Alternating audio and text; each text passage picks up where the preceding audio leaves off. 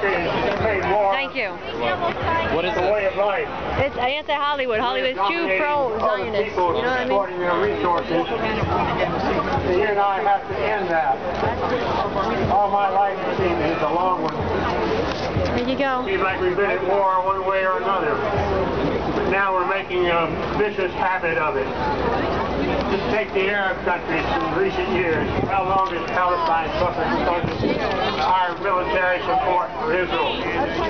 How long has Iran been threatened by us? How long dominated? 25 years under the Shah. Do you have one of these? On their oil. Hello. Johnny Cash.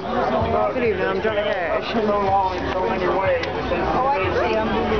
You hate Hollywood. This is good. I hate Hollywood. What we're doing in Afghanistan. Did you get one of these? Destroy Hollywood. Right now. I hate Hollywood. What? I'll read it. I'm really good. That saves it. I don't have to print out too much. There's one right there. This is really interesting. If you're done with it, just pass it on. Yeah, this is really interesting. Oh, I'm sorry. This is really interesting. No. Our bookstore. It's called Freedom of Press here. Oh, I haven't been looking too hard. We've got one thing we have to do. Destroy Hollywood. I hate Hollywood. Don't like them much either. They're shallow, they're corporate, they're pro-Israel. What we have to do is we're going to turn this around and spend our military budget. That's the secret. Hey, would you like a way to counter Hollywood? Yes. All right. Well, this is called counter economics. It's kind of a little bit of underground movement. Hasn't really gotten started yet.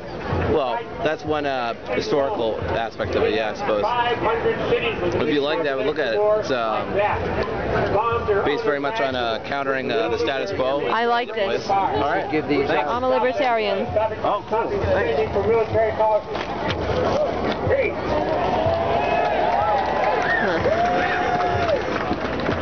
All right, our next speaker is Ahmed Shawki.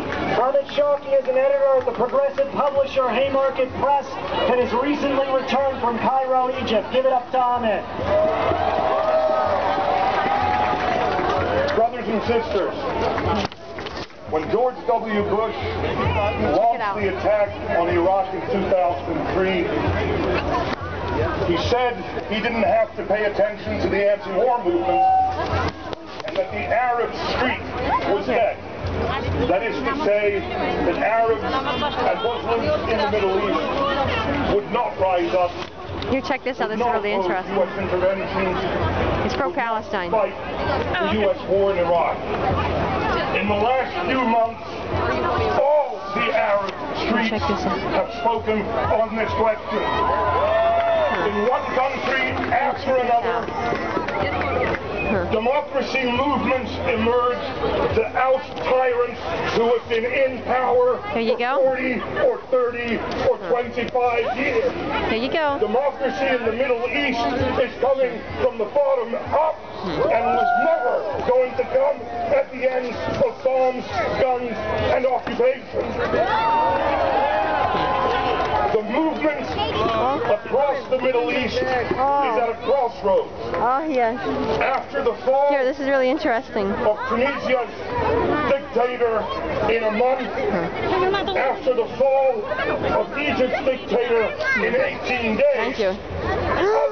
Oh, I love you. The situation in Libya, in Yemen, in Bahrain, they decided to drown their people's movements in blood. We have to defend those movements at all costs. For me?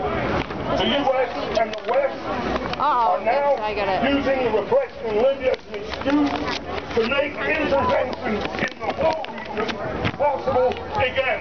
Because at the end of the day, what the U.S. cares about is Saudi Arabia, the Gulf states, and its oil and geostrategic interests. Our duty in the states is to maintain Here you go. support the movements across the region. And I can end by saying that years ago, a song came out that was called Walk Like an Egyptian. Today, we ought to learn from Egypt and walk like the Egyptians, strike like the Egyptians, protest like the Egyptians, bring Tahrir to the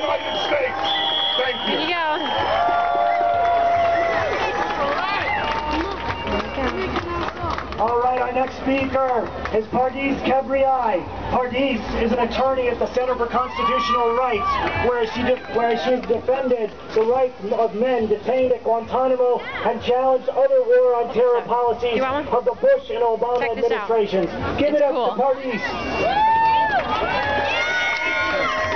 You know, as many of you know, President Obama announced his bid for re-election last week. You remember his slogan when he campaigned in 2008, right? Change, we can believe it. We also know the change he's brought. In Afghanistan, thousands of more troops, thousands of more dead and suffering civilians, and billions of more dollars in a war. Thank you. Officials say they no longer understand. Here you go, check this out. I'll pass a couple of them back. Pass a couple of them to other people. Using drones and remote control. Here, check this out. Anti-Hollywood. Thank you. I hate Hollywood. And a new executive order that reaffirms the indefinite detention Check this out. staying there as official U.S. policy.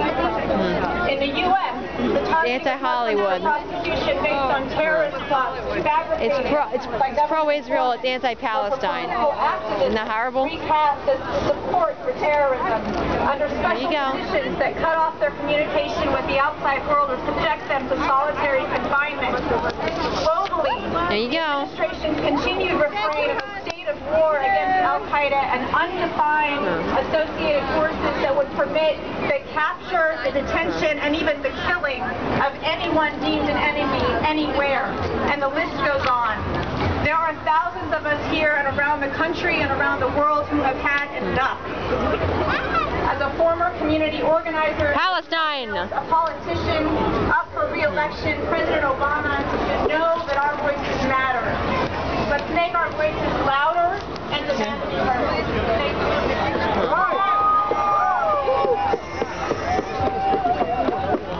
Next up, we have a long-time fighter in the struggle against racism right here in New York City. New York City Councilman Charles Barron, also a leader, founder of the Freedom Party, and their candidate for governor in 2010. Charles Barron. Freedom Party. There you go. Freedom Party. Oh, do you get one? Freedom Party. Oh, okay. We say no to war. There you go. We say no to war. Yeah. We say no to war. Yeah. We say no to war. Yeah. Brothers and sisters, if they want to declare war, declare war on poverty. Declare war on racism. Declare war on capitalism. Declare war on imperialism. If they want to stop and frisk people like they do in our neighborhoods, stop and frisk Wall Street. Stop and frisk those crooks on Wall Street to see if they got toxic derivatives in their passe cases. To see if they got Ponzi schemes in their passe cases. To see if they got predatory loans in their passe cases. The people of the world are rising up. They're lucky we staying behind the barricades today. There's going to be a time where we're not going to have any barricades. There's going to be a time where it ain't going to be from 1 to 4.